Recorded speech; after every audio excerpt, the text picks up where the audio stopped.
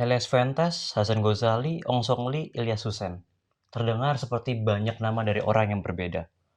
Padahal, daftar nama ini adalah rentetan nama samaran dari seorang yang seumur hidupnya diburu, dipenjara dari penjara ke penjara, sang Bapak Republik Indonesia.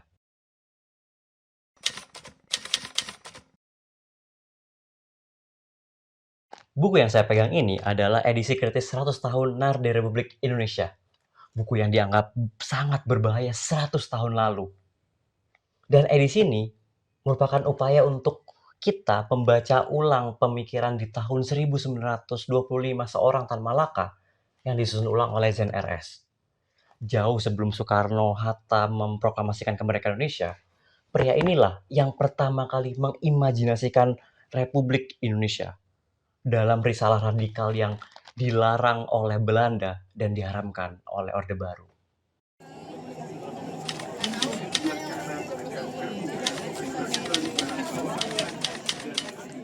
Buku NAR di Republik Indonesia atau menuju Republik Indonesia lahir di Canton, Tiongkok pada 1925. Di saat imajinasi atas kemerdekaan itu belum masuk ke banyak kepala kaum terpelajar di Hindia Belanda.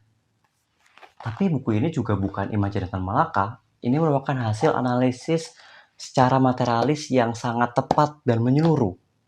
Jadi bayangkan, di tahun 1925, Tan Malaka berhasil untuk membedah situasi pasca Perang Dunia Pertama.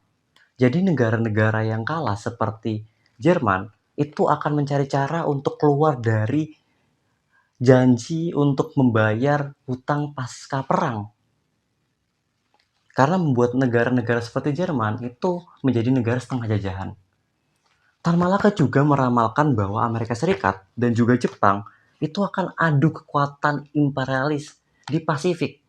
Dan hal itu terwujud juga pada Perang Dunia Kedua.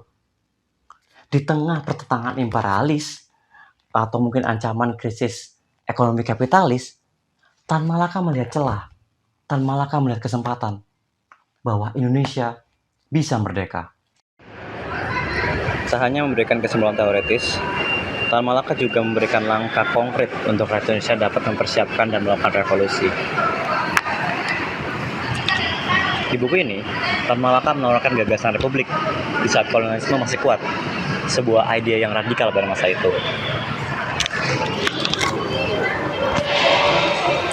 Pertanyaannya, Tan Malaka bukanlah satu-satunya aktivis yang memperjuangkan kemerdekaan melalui tulisan-tulisannya. Tapi mengapa buku ini sampai dilarang, bahkan dianggap berbahaya?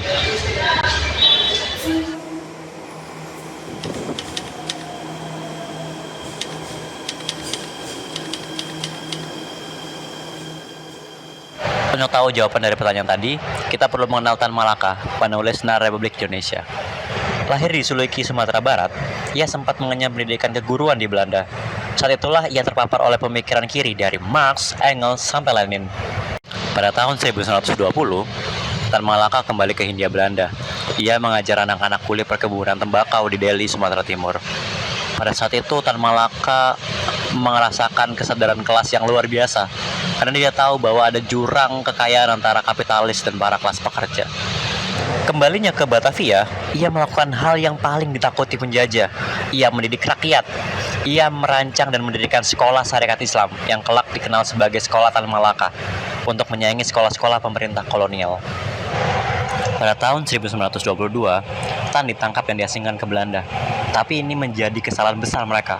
Pembuangan itu justru melepaskan Tan Malaka dari sangkar lokal dan mengubahnya menjadi tokoh internasional yang jauh lebih berbahaya. Pada Januari 1923, ia dan Semaun diangkat menjadi koresponden Serikat Merah Nasional dan menjadi agen Biro Timur Komintern.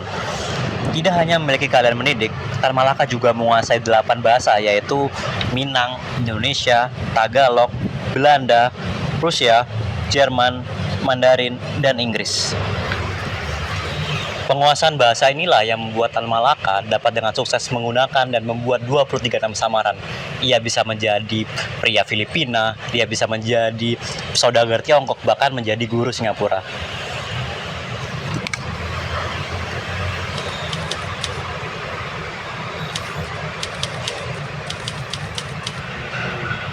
Pada tahun 1924, Tan Malaka sedang sakit dan meminta ke pemerintah Hindia Belanda untuk mengizinkannya pulang. Namun permintaannya ditolak mentah-mentah. Di tahun yang sama, pemerintah kolonial juga sedang mengejar, memburu, dan menghajar banyak anggota PKI. Belanda juga mulai meninggalkan politik etis mereka. Gubernur Jenderal De Valk menerapkan kebijakan penghematan yang brutal untuk menyelamatkan ekonomi Belanda pasca Perang Dunia Pertama dengan menaikkan pajak dan menekan upah buruh. Selain kebijakan ekonomi, pemerintah kolonial juga menangkap aktivis, melarang pemogokan, melarang rapat-rapat umum, bahkan juga melarang media pers yang kritis.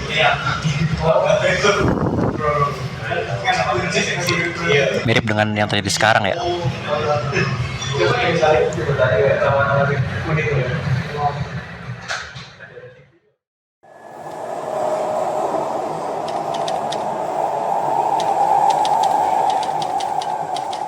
Sudah 1 abad berlalu, tapi cita-cita dan harapan Tan Malaka belum selesai.